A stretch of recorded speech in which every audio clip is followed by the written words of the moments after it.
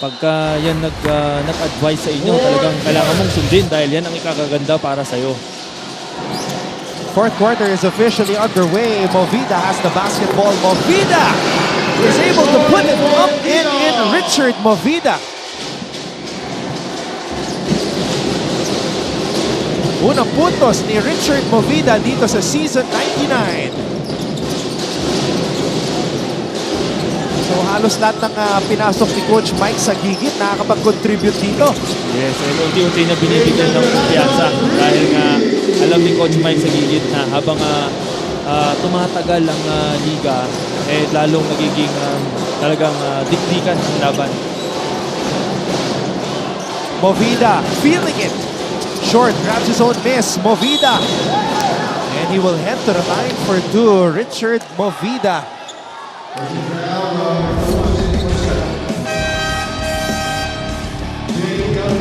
Ito yung unang puntos ni Richard Movida dito sa season 99 ng NCAA. Si EJ Miranda gumagawa na rin pero masyado nang late nagsimula. Yes. Dahil lobo na yung kalamangan ng Perpetual. And our commissioner, Tonichi Puhante.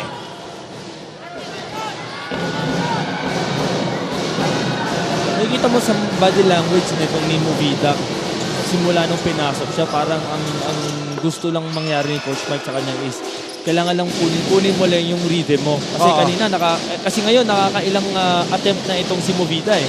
And so far naman, puro good shot naman yung mga attempts nito ni Richard Movida. Tsaka pangalawang beses palang pinasok eh. So, medyo jittery pa siya sa ngayon eh. Yes. So, maganda yung sinabi mo na Coach Mike is giving him the time to find that rhythm. Kasi pagdating sa dulo, Anton, kailangan mo rin ng mga bench players eh. Dahil nga itong mga key players mo eh, medyo fatigue na rin itong mga key players mo. Medyo mababa na rin eh. Cielo Razon with a straight away three. This has got to be one of the best games for Perpetual this season. Movida on the move. Richard Movida. Lob pass. At tatawagan pa ng foul ng JRU Boral.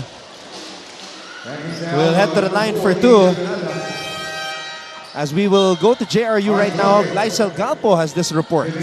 Nang makausap ko nga itong si Coach Louie Gonzalez, I was able to ask him to rate the performance of the Bombers out of 10. Ang sabi niya sa akin, ang ibibigay daw niyang rating ay 7.5 out of 10. Kasi raw, physically they are good, but their decision making is still in progress. Coach Louie also emphasized on the importance of maturity dahil ayon sa kanya, hindi nila pwede itong pakawalan. Ito raw ang bubuo sa kanilang kupunan para sa mas malakas na campaign this season. Anton and Ray, it is quite a rough game for the Bombers as they struggle to find their momentum. And kaya naman kita natin na their maturity is being tested in this one frustrating game. Let's see if the Bombers will be able to turn this game around to their favor. Anton and Ray? Alam mo, Ray, medyo nasasayangan ako dito sa laro para sa JRU eh. Kasi alam mo yun, ito na yung best season ng JRU under Coach Louie with the 8 wins. They're in the Final Four picture. Pero kung matatalo sila dito, as we see this 3 by JL De Los Santos, mahihirapan sila na i-secure yung Final Four spot. Oo kasi right now, nasa number 3 spot sila eh. And then, sabi nga, tulad din ng sabi mo kanina, Anton, ito na yung pinaka-best season nila para makapasok sa Final Four. So, if I were Coach Louie Gonzalez, talagang masasayangan din ako na andito na tayo sa magandang posisyon. Pero sinasayang natin, hindi natin ito inaalagaan. Eh yung Benil Blazers kanina, nanalo. So naitabla nila yung record ng JRU ngayon. 8-4. At maganda na yung pinapakita ng Benil as we see this layup by JL De Los Santos. Let's go to Fatima Reyes for this courtside update. Huwag kayong matakot, mapagod. Anton at Ray, yan nga ang paalala ng coaching staff sa Altas dahil ngayong fourth quarter, hindi raw sila umarangkada para maubusan na naman ng gas. At kitang-kita nga natin, Anton at Ray, ang pagiging hands-on ni Scotty Thompson at naibahagi nga sa akin na nagkakaroon pala ng one-on-one session minsan ng players kasama si Scotty kung saan pinupukpok niya ang mga ito. Samahan lang ang sipag sa depensa, talagang magbubunga ang pukpukan na ito. Di ba, Anton at Ray? Alam mo, Ray, dapat ikaw magbigay ka rin ng mga one-on-one sessions sa Letran Nights.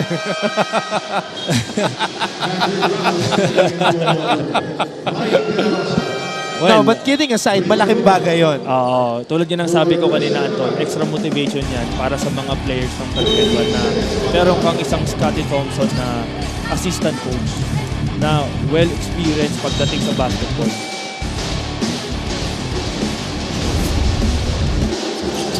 Ramos is in the game for JRU.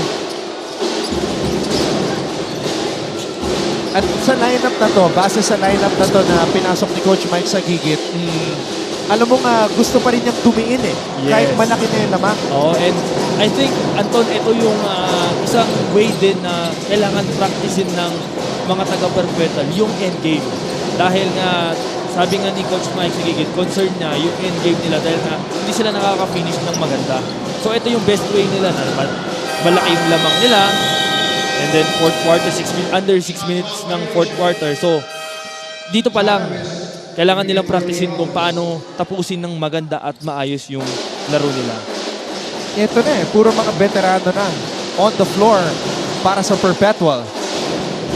So ayaw na mag-aksaya ni Coach Mike ng oras. Gusto niya talagang tapusin na and ayaw na bigyan ng magandang kumpiyansa pa itong mga taga-JRU Heavy Bombers. Wow, Medina, hard drive, Giab.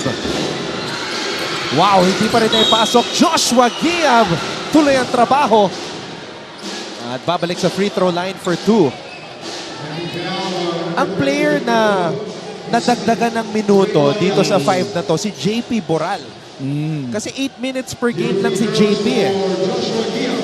Pero malaki rin si JP eh. So, baka maging rotation player na to. Mas gamitin na rin ni Coach Mike sa gigit. Yes, and kita naman sa nilalaro niya ngayon na talagang deserve na rin mapunta doon sa rotation nito ni Coach Mike sa gigit.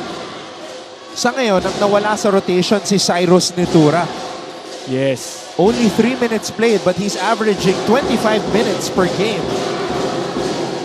Isa rin sa mga scores ng Perpetual, third leading scorer. Pero syempre, ang importante, Ray, yung makuha na yung panalo. Yes, kasi kahit naman na sino pa ang player dyan, as long as nangangailangan ka ng panalo, eh, kailangan mag-sacrifice ang sarili. Ako, mukhang nabigyan itong si JP Boral. He is on the ground. Kaka-mention lang natin sa kanya. Wow. So, for sure, may review na naman to. Kasi kanina, nagkaroon na tayo ng disqualifying foul in the second quarter. Ryan Arenal, body shot on Angelo Gelsano. Ngayon naman, based on the way Boral was acting on the floor, mukhang tinamaan din sa tiyan. Ang tanong na lang, saan ang galing? Kasi dito sa angle natin, hindi natin napansin si JP Boral na kung anong nangyari sa kanya eh. Pumipilipit na eh, nung napansin natin eh. Nasasahig na. And there you see a very active Scottie Thompson. Kinakausap si Boral. Isa rin sa hindi ko napansin ngayon, Anton, itong si Ferreras, no? Oo. Hindi nagamit. Hindi siya nagamit. At nakakagulat yun considering na thrown out si Cuevas. Yes. So mas umikli yung point guard rotation. Babad na babad si Barcuma ngayon. Yes. And itong si Ferreras, isa sa mga steady guard din ni Coach Mike sa gigit, ha?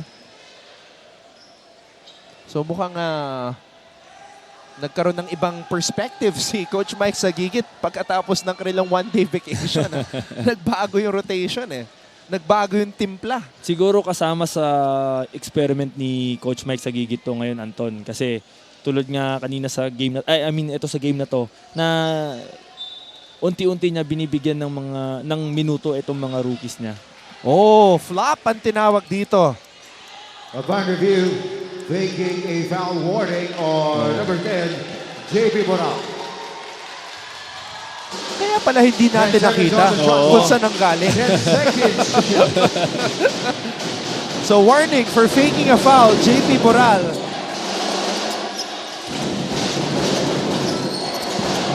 Sa acting niya, naniwala talaga ako eh. Oo nga eh, kasi yung expression ng mukha niya eh, talagang kapanipaniwala eh. Pero syempre, hindi tinuturo yon. Oo.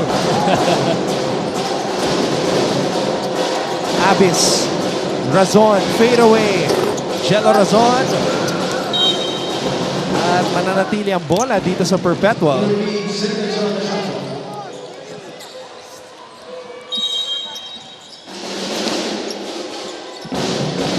Boral.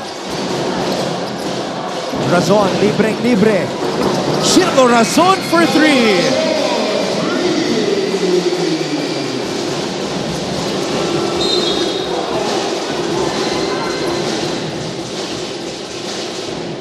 Ganadong-ganado itong captain ng Perpetual, Jello Razon. His second triple of the game, 8 points in 17 minutes para kay Razon. Ang ganda ng mga looks nito ni Jello Razon kasi magaling siyang tumiming eh, magaling din siyang pumwesto. Kaya madali siyang mahanap ng mga teammates niya. Ramos knocks in the first free throw.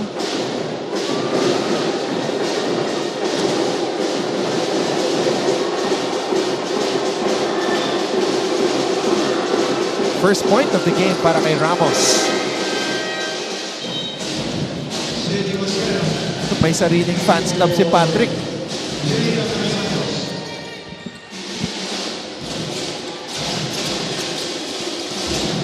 Full court pressure, pinaparamdam ng JRU. At Mosqueda, binalik na. Roque, inatake agad si Mosqueda. Jun Roque. Bukod sa mahaba ito si Roque, talagang explosive din eh. Kaya rin niyang i-blow by yung kanyang defender. Giam. Hinama. Ang kulang eh. Ayan yung mga pro moves. Joshua Giam. Kailangan lang alagaan ng Perpetual Altas itong kalamangan nila ngayon. Barcuma, ginamitan ng bilis. Abis draws a foul. Another offensive rebound para sa mga taga-Altas. Ito yung drive ni Jun Roque. Iwan na iwan si Mosqueda.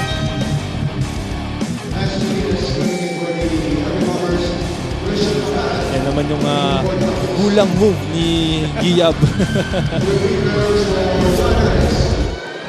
Wow, for the very first time, Ray. Debut. Rookie. Wearing jersey number 21, Lance Benitez ng JRU. Ngayon lang ginamit. Nasa reserve list siya. So ngayon, activated first appearance in the NCAA. Malaki din ha. Wow. So tignan natin kung ano ang may ko-contribute ni Lance Benitez dito sa JRU. So pati si Coach Louie Gonzalez, binibigyan na rin ng opportunity yung kanyang mga rookie. Even na, lamang ang Perpetual ng 18 points. And I think dito sa NCAA, dahil 10 yung kumunan, double round robin, so sure ball 18 games.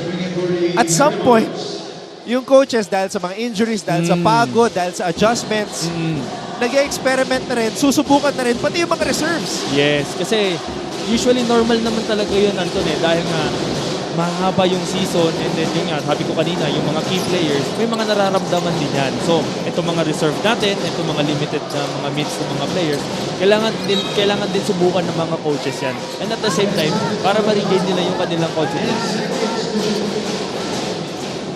So Benitez defending Roque as Roque went to the basket. Abis.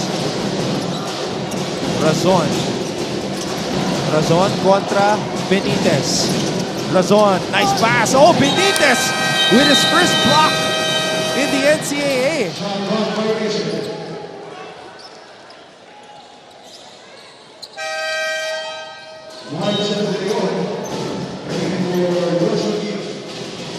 So kakaibang JRU. At nasa hard court ngayon. Wala sina JL, wala sina Ajem. So this is a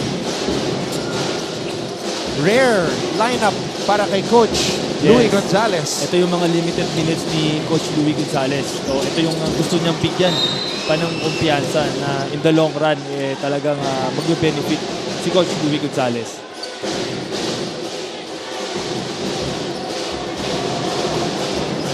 Barcuma. What a game for Barcuma.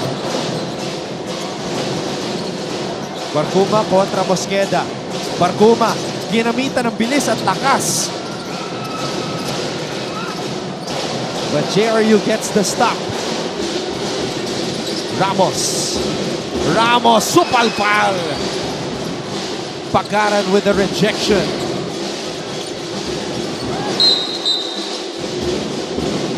Grabe talaga si Barcuma. Wala siyang pake kung gaano kalaki yung bantay niya eh.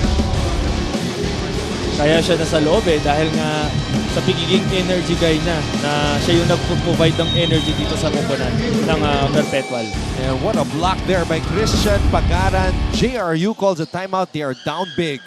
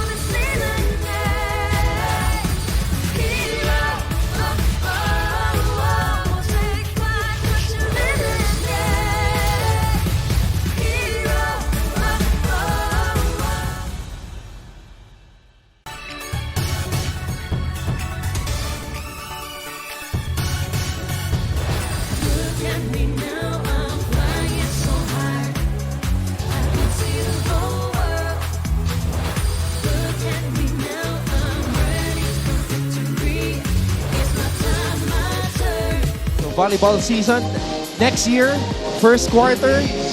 So yan ang isa sa mga abangan, pati na rin yung juniors basketball na sobrang exciting rin na kinover natin yung mga bata. Yes, talagang nagulat tayo doon. At ako personally, nagulat ako sa mga players ng juniors ngayon. Grabe na Compared nung naglalaro pa ako ng juniors ako.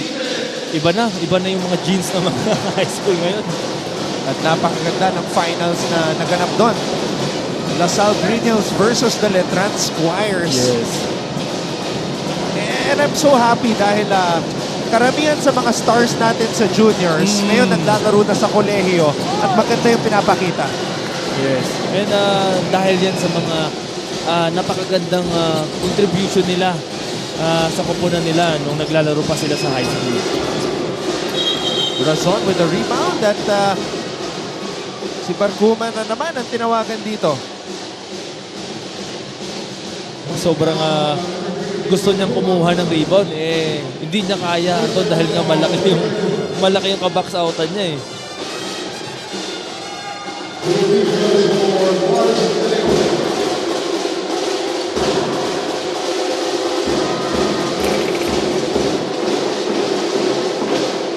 Ray, ito yung isa sa mga laro para sa akin Let's say kung sakaling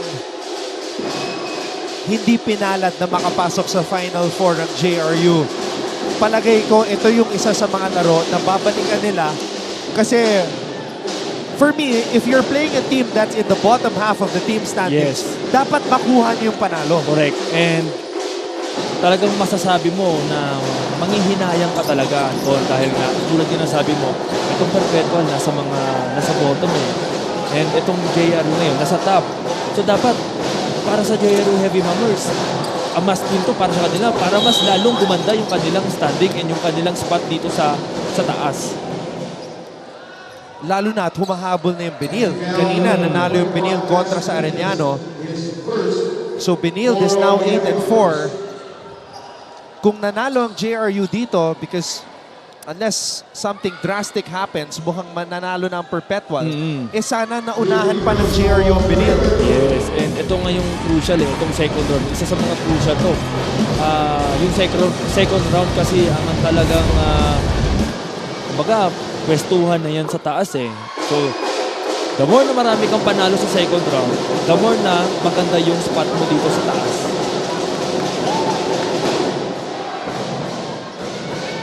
Kaya lang, itong Perpetual ayaw ibigay ang panalo dito sa JRU Heavy Bombers. And kita mo naman yung pinapakita ng Perpetual. And I think, majority ng scouting report nila ay nasunod sila ngayon sa game na to against JRU Heavy Bombers. Lalo na yung depensa nila kay AJ Miranda. Correct. AJ Miranda limited to just 7 points. 3 out of 13 from the field. Roque, one-on-one kontra De Leon. Sophomore pa lang yan. Kaya nakakatakot. Kung patuloy yung kanya magiging improvement dito. Yes, sophomore pa lang pero meron na siyang outside shooting, meron na siyang drive. And ito pa ang mas nakakatakot. Kaya niyang dumepensa kahit guardsman yan or big man man yan. Bargoma and Perpetual trying to secure this win. Bargoma. Tatawagan ng traveling.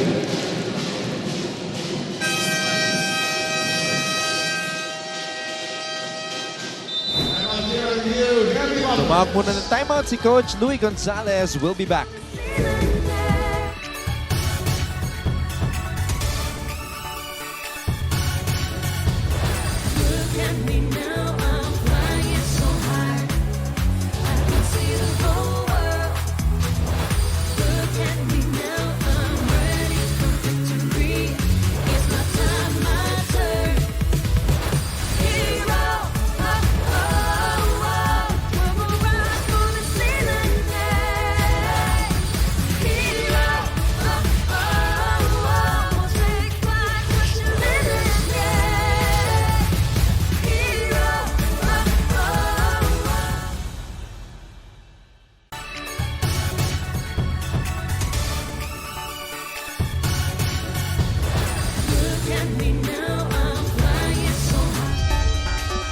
Silipin natin ang mga kalaban ni Coach Louie Gonzalez at ng JRU Heavy Bombers.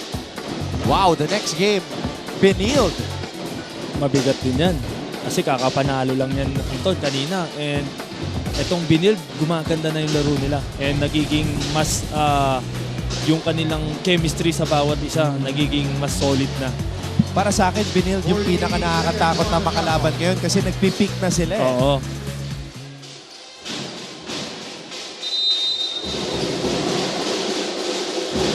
Here we go. Sayang lang, Anton. Maganda sana yung magandang pangpakumpiyansa sana itong kalaban, itong laro nila against Perpetual. Kaya lang kasi hindi sila pinalat. And for me, itong mga scouting reports ng JRU medyo hindi nasunod.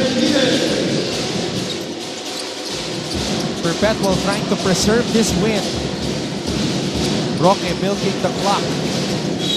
And Benitez is called for a foul. 2 free throws yan para kay Ray Joey Barguma.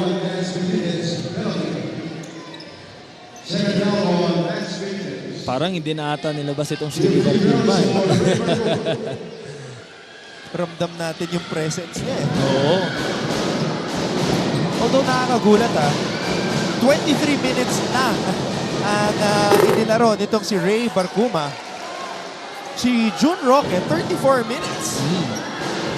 Kasi pagkaran 30 minutes. Pero halos lahat ng play, ando dun si Barguma pati yung mga foul sa ilalim.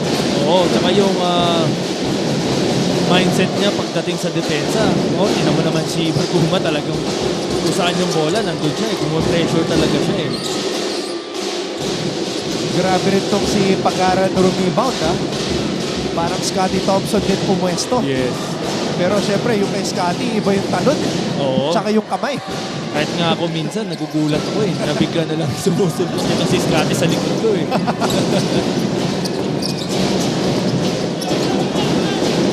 And Perpetual is about to secure win number 5 here in season 99. A big win laban dito sa JRU Heavy Bombers.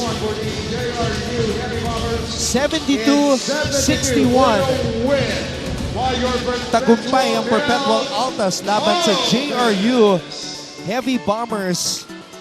Mukhang maganda yung naging diskarte ni Coach Mike na one-day break. Pinauwi Yes. muna sa mga probinsya, mga tahanan.